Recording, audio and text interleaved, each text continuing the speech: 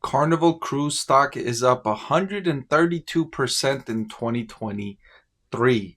But is the stock a buy for 2024? Now, I did recommend Carnival Cruise stock a buy for 2023. I was suggesting that the company was benefiting from strong consumer tailwinds as people wanted to unleash this pent-up demand for away-from-home experiences, and Carnival benefited from that trend and the stock price improved. But let's look at 2024 and let's look at Carnival longer term to determine if investors can still buy Carnival Cruise stock or if it's too late. I want to thank the Motley Fool for sponsoring this video. Visit fool.com/Parkev for the 10 best stocks to buy now. I mentioned already the strong gains Carnival experienced in 2023, the stock price exploding higher by 132%.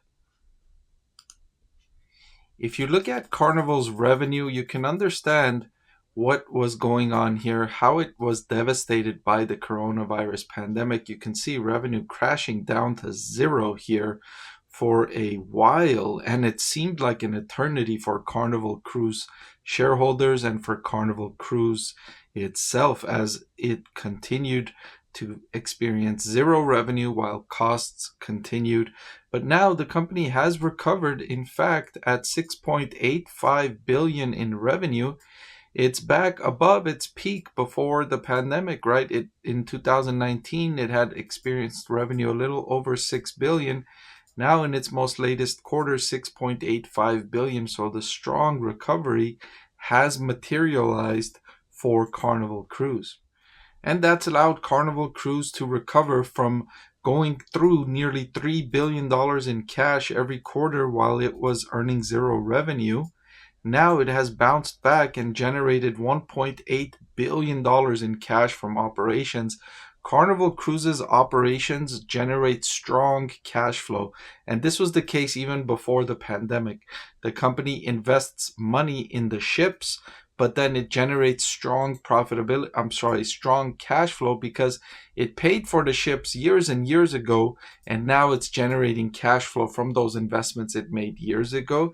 And those cash flows are even better now because prices have increased. Carnival Cruise has increased ticket prices for sailings significantly from pre-pandemic levels. So even at similar travel rates, it will earn more money. But right now, demand is strong for Carnival Cruise ships.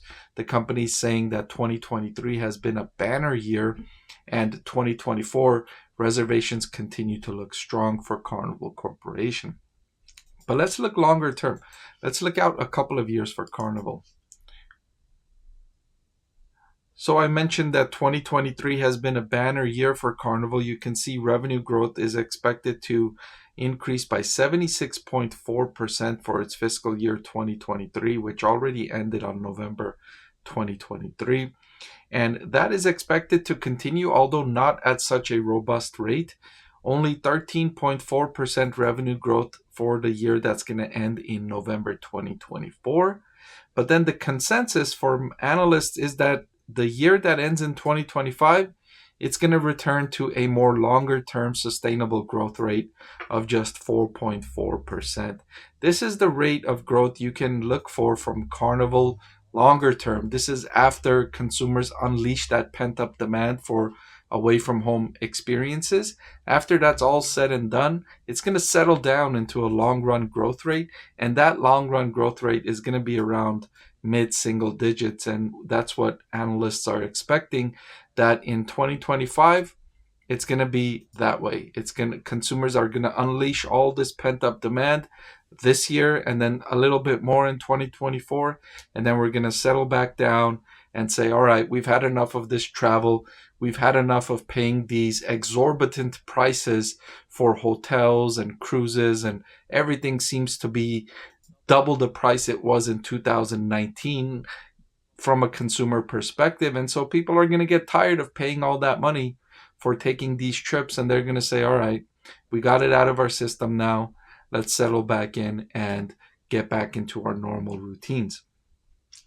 And that is expected to drive earnings per share for Carnival from negative 10 cents per share for 2023 up to 91 cents per share in 2024, and then up to $1.29 in 2025. So still strong earnings per share growth of 41%, despite the fact that revenue is only going to grow by 4%.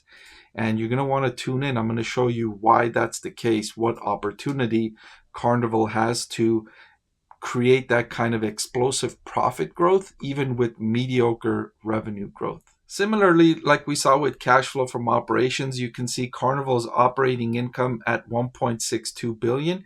It's almost back to the peak levels it reached before the outbreak. It's a seasonal business, right? Summer sailings, spring and summer is the hot season, right? And cash flow and operating profit jumps during the summer and spring season, and then goes back down and goes back up. It's a seasonal business. So this peak was close to the previous peak, and next year will probably be the year where Carnival eclipses that previous peak in operating income. It'll likely jump this previous peak in 2024.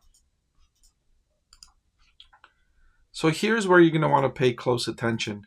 This is the biggest opportunity for Carnival Corporation. What I have here is the company's cash and total long-term debt.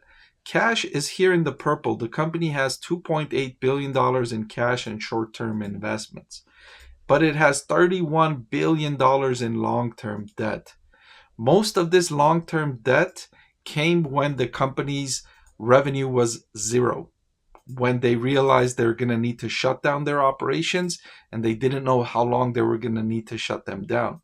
So they borrowed billions and billions and billions of dollars, and as they became more and more desperate, lenders charged them higher and higher and higher interest rates, right? If you're in that desperate situation where your entire business is shut down, earning zero revenue, lenders are going to charge you an arm and a leg if you want to borrow, but they had to if they wanted to survive. So that's how their debt exploded to 31 billion. This was from around 10 billion before the outbreak. In fact, let's see if we can zoom out a little more to see that. Here we go. This gives us a better idea. You can see their total long-term debt was around 10 billion before the outbreak of COVID-19, and then that it tripled to over 30 billion, and it's coming back down. It's coming back down.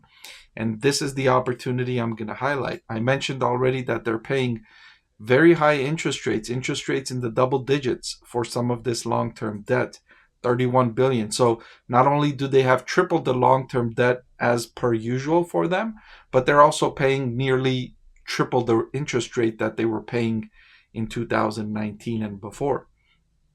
This is the opportunity for Carnival to use those billions of dollars in cash flow that they're generating, right? Because the business is booming now, and it's expected to be booming next year and the year after that.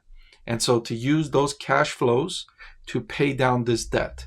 And by paying down this debt, they can make huge progress in improving profitability, because that will reduce the interest expense, which will reduce the amount of cash the company has to pay for interest expense, which will then leave even more cash flow for the company to pay down even more debt.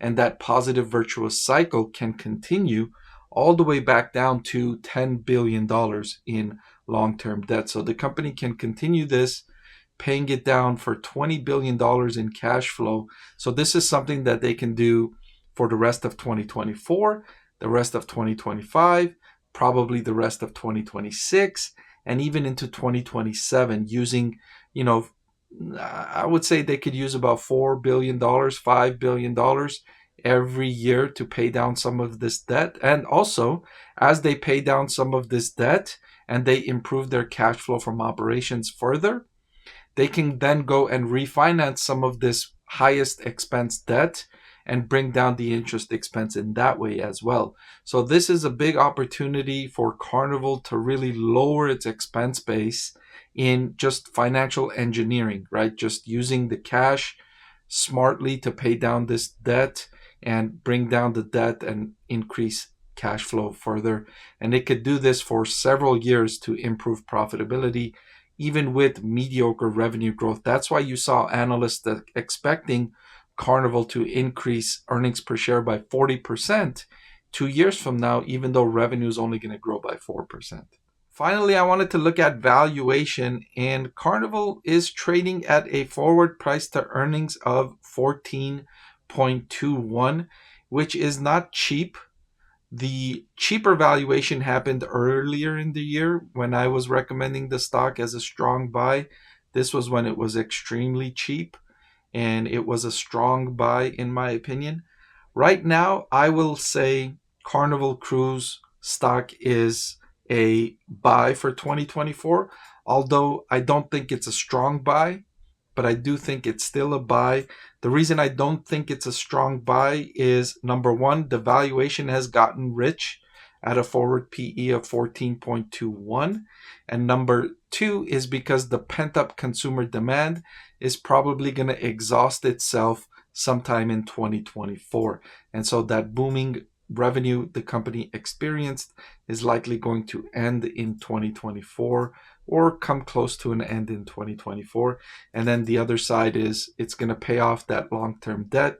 But then when it finishes paying off that long-term debt and lowering the long-term debt, the prospects for the company to continue growing revenue and earnings per share longer term are not that explosive, right? It has some near-term opportunities that I mentioned, right, with paying down the long-term debt and benefiting from that unleashing consumer demand.